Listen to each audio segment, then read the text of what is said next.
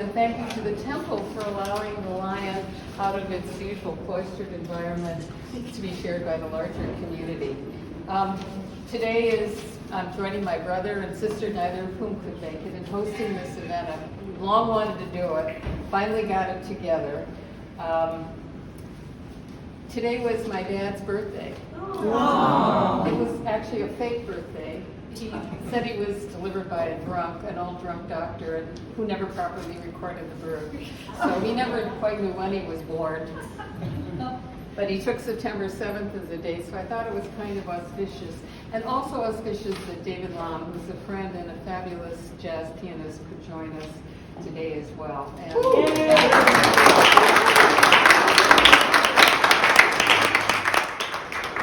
More than 50 years ago,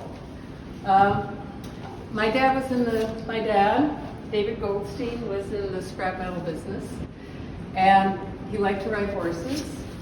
And I was living in Chicago, and a friend had commissioned a horse from the artist John Carney, and the horse was made of chrome auto bumpers.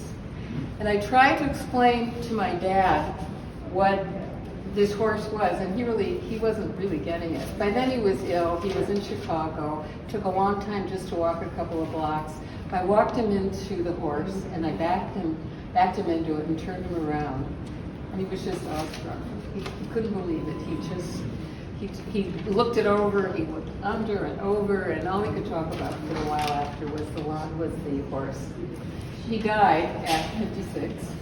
And when he died, typically people want to do something in someone's memory, and sometimes they do a check or a prayer book or something like that. And I was thinking about the horse a lot, and I would be completely inappropriate to have a horse in the temple. But my mom and I met with the rabbi, and much to our surprise, the rabbi liked the idea, but it wasn't going to be a horse. He said, "What about the Lion of Judah?" And I loved that idea. And the rabbi loved the idea. I don't know how I sold it to the family, but I did. So I commissioned John Carney, who was then noted, and became even more so in later life, to do a Lion of Judah. The only thing I ever asked was that it not be on a pedestal, but it would be just the way it is now, so the kids could sit on it and play on it. And so every once in a while, in the belly of the beast, you have to go in and clean out the candy wrappers. Never saw it, didn't ask for drawings. And a few months later, the lion arrived in June of 1974. Dad died in 73, in August of 73. The lion arrived in 74. And the temple was not too pleased to be receiving the lion. The temple didn't quite know what to do with the idea. They hadn't seen it, nor had I. I never saw it until it was delivered. This thing made of auto bumpers, chrome auto bumpers, which if you were born, as David Ravitch points out, after 1980, you don't even know what a chrome auto bumper is. So they wanted to put it outside.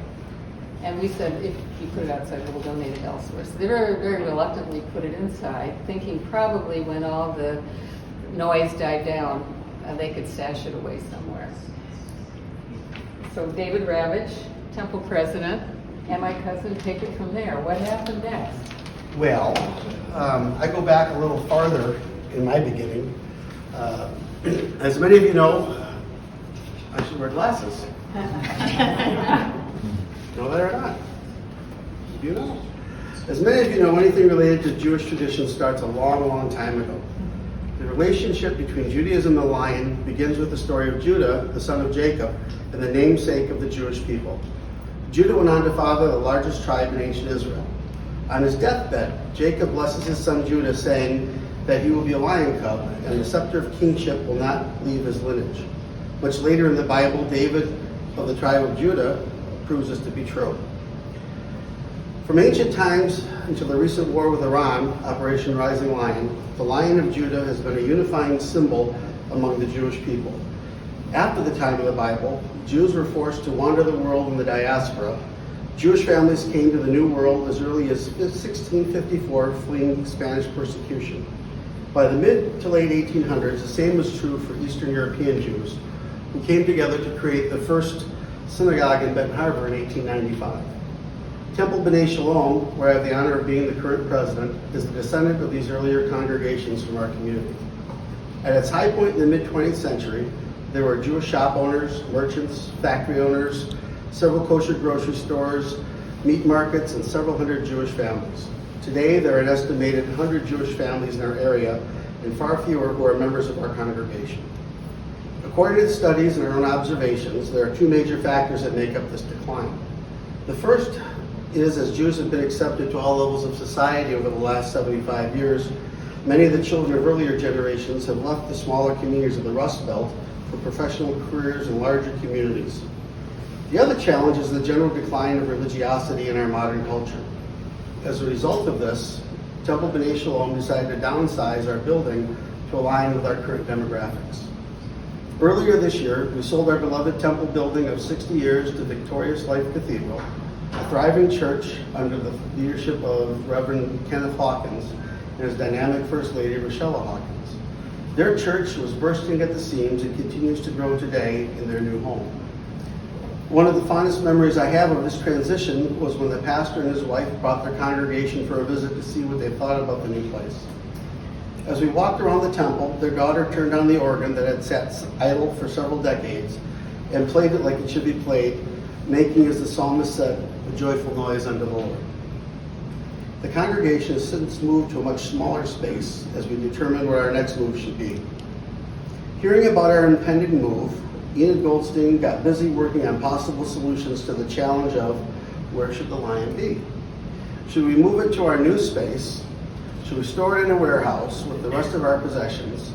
Were there other solutions? It was Enid's work with the Krasl brought the Lion of Judah, the symbol of our temple, to its place of honor for all to share and enjoy.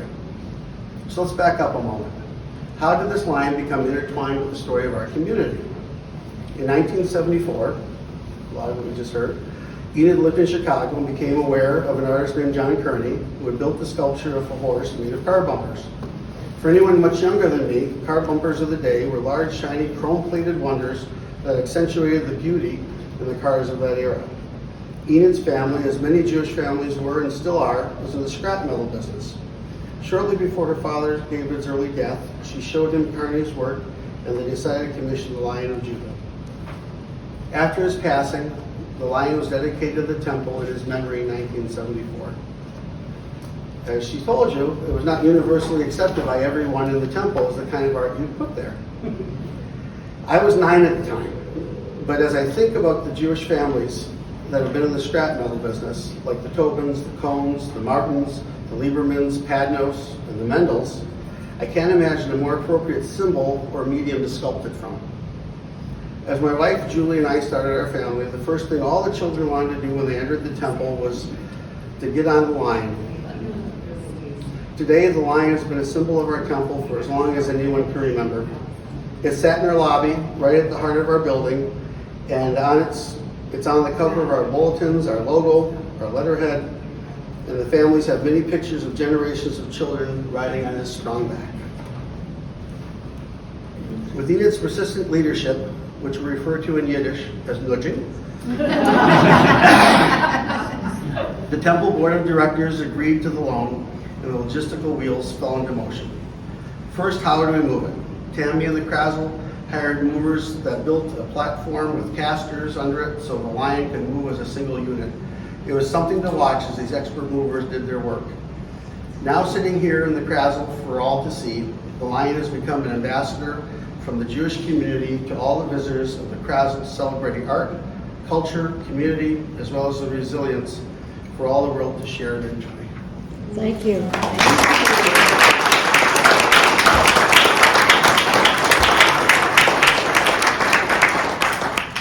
Kearney always claimed that when he was making the lion, that it was an actual subspecies of lion called the Lion of Judah, and that there were only 2 in the whole United States. I've never been able to find evidence of it, but I think it's a great story. There are only 2 in the whole United States. They were both in the Lincoln Park Zoo, and Kearney's studio was in Lincoln Park. And to talk about the artist, John Carney, Executive Director of the Krasl, Tammy Faber. Thank you, Tammy. Thank you all for coming today. It's so wonderful to have you here. My name is Tammy Faber. I'm the Executive Director, and I've been with Krasl since 2008. And I met Enid a few years ago. I'm going to talk about a few things, and not just John. I'm going to talk about meeting Enid because the art world is full of connections. And there was an artist in our community who loved to throw these little rooftop soirees, and he loved to put together unique invitation lists of people, and just to see how they would interact with one another and to connect. And so I met Enid through one of those soirees and was just fascinated by all of her tales and stories and experiences. And she soon after brought me to the temple to show me the lion. She was very proud of the lion, rightfully so. John Carney is a really well-respected and known artist from the Chicago area. And so that was one connection, right? Fast forward just, a week or two ago, I was at one of our art markets on the front lawn. We do them throughout the summer, and we have artists who are selling their artworks to the community. And we have a young new artist in the community who was present, and he was selling prints. And he had a print that he had made of an illustration of a John Carney sculpture. And he said, I love this artist. I used to live in Humboldt Park. I would go see his work in the parks in Chicago. And I said, you know that's the same artist that made the lion in the lobby. And he said, no, I didn't know that. And so he came in, and so this was a connection that was made. And I love when those things happen. I love the connection of figuring out what a car bumper is when you have no idea, right? We were just talking about this artwork on the wall by Nathaniel Stern. It's full of technology, and generations come in, grandparents and grandchildren, and they have these great conversations about what is a floppy disk. Do you remember a floppy disk, right? And it's been like such great dialogue. And so part of what Enid had shared with me about the lion was how beloved it was by the youth in the temple, and how they would sit on it. I believe it's also a space where people got their engagement photos taken on a regular basis. Anything to help a marriage along. So I was just very excited to bring it here. We have 40,000 people visit our building each year, and about 50,000 more through the events and activities that we do in the community. So to bring them here, and all the children love to come in when they're coming to their summer camps, they would run over and see the lion.